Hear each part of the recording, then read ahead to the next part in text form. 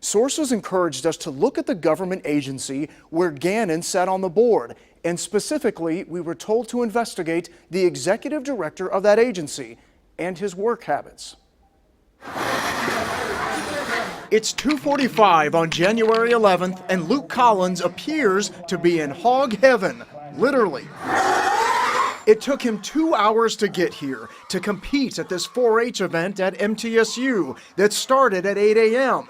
There's just one problem. While he was here, his timesheet shows he was working at his $90,000 a year position as the executive director for the taxpayer-funded Upper Cumberland Human Resource Agency. And he confirmed at the bottom he would not sign if it were inaccurate. There's his signature. Our undercover investigation began when people inside and outside the agency contacted us. While timesheets show him working, Facebook posts tag him out of state with friends. And documentation from within his own agency that claims to show how often he's not in the office. We brought all of our findings to directors on the agency's board. After you saw what I've shown you, what was your reaction? Shocked, I think. I couldn't believe it. For years, Collins has been in charge of this financially troubled agency that assists with everything from Meals on Wheels to transit for people without transportation. Is it in some trouble? The agency lost money last year. I went into the red, I think, over $300,000. With so much at stake, two sources within the agency confirm they've been shown this document, internal tracking of Collins' work habits over a 2-year period, compiled by James Starnes, the deputy director of that agency. It notes when he left early from work or didn't work at all. And also this, Collins' cruise vacation, a vacation referenced on Facebook. A friend of Collins wrote, heading out on a fun trip on July 4th, 2015, and tagged him and his wife. And when the friend returned 8 days later, she wrote, heading home. But look at Collins' timesheet between the 4th and the 12th. No mention of a vacation at all that week. Here's another picture of him on a hunting trip, posted on Facebook on October 24th, 2013. But look at his timesheet from that entire week. It shows he was working. When it comes to your own county government, if someone doesn't put down vacation time on their sheet, are they abusing the system? Absolutely. You wouldn't tolerate that either? No, sir. Collins agreed to an interview, but then backed out the night before. So we tracked him down inside this building, but he wouldn't come out. We're just simply asking to speak with him. He has said no.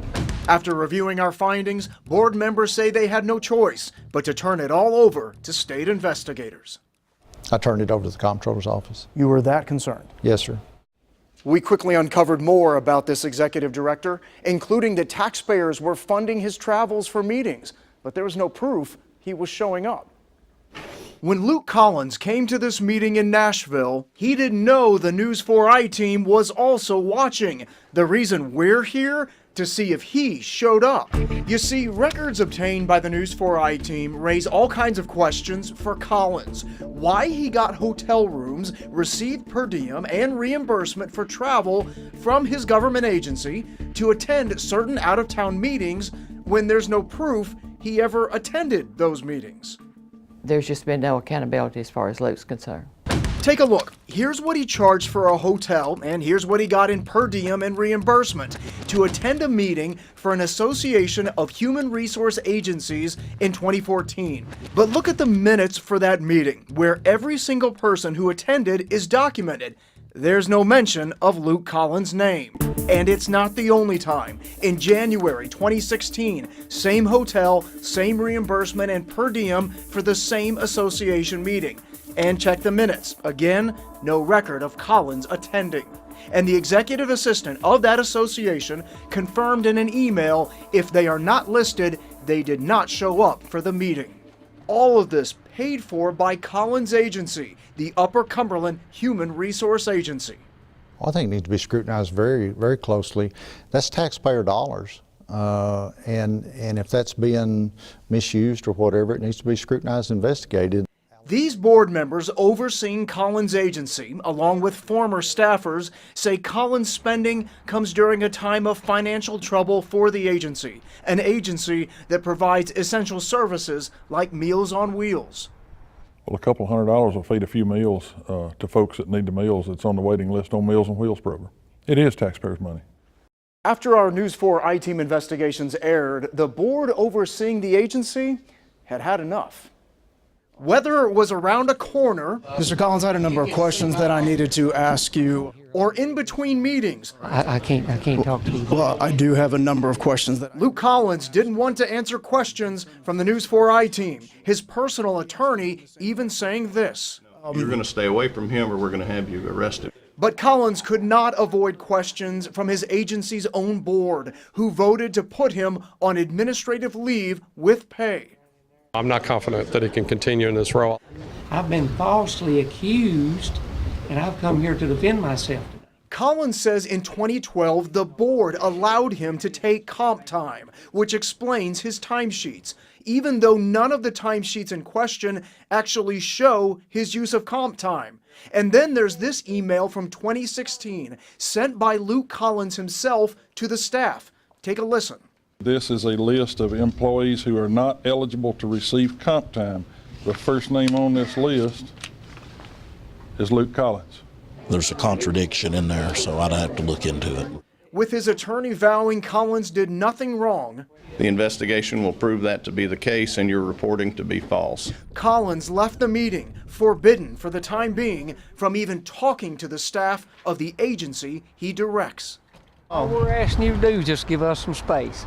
The State Department of Transportation then launched their own audit to find out if Collins had misused federal grant money. It can be a real struggle. Now, deep breath.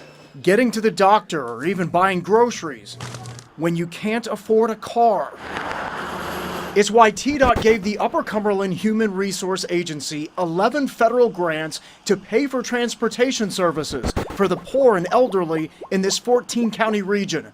So when the I-Team exposed that the agency's executive director, Luke Collins, used one of the transit vehicles to haul campaign signs and travel to and from a partisan political event, it sparked concern that TDOT would frown upon issuing grants in the future.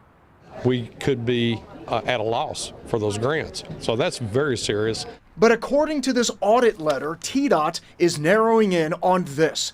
Claims in a grievance by a former director that Collins was telling employees to falsify their time, that even if they weren't working on transportation projects, to record their time as if they were. Why? According to the grievance, it was the program with all the money.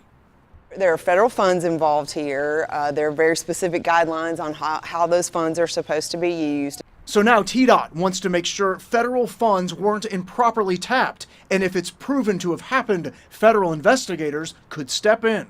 Collins' attorney is already on the defense, filing an open records request with the agency to obtain everything that's already been shared with the News 4 I-Team from employees. Knowing how all this looked to the people of the Cumberland, the board of the agency had to decide, would they keep their executive director? The only thing I'm angry at is him. Linda Trammell could only stand in the hall, waiting to see what the board of the Upper Cumberland Human Resource Agency would do about their embattled executive director. Because of the misuse of state and federal dollars. Roll call, please. When the private presentation was over, it didn't take long to find out. When I make a motion, we terminate the executive director. While the board can't discuss what the internal investigation found, one member summed up his reaction to the findings like this. Very concerned, and that's about as far as I can go. The investigation was launched and Collins placed on administrative leave after a series of News 4 I-Team investigations. I'm a Christian, harbor no ill feelings.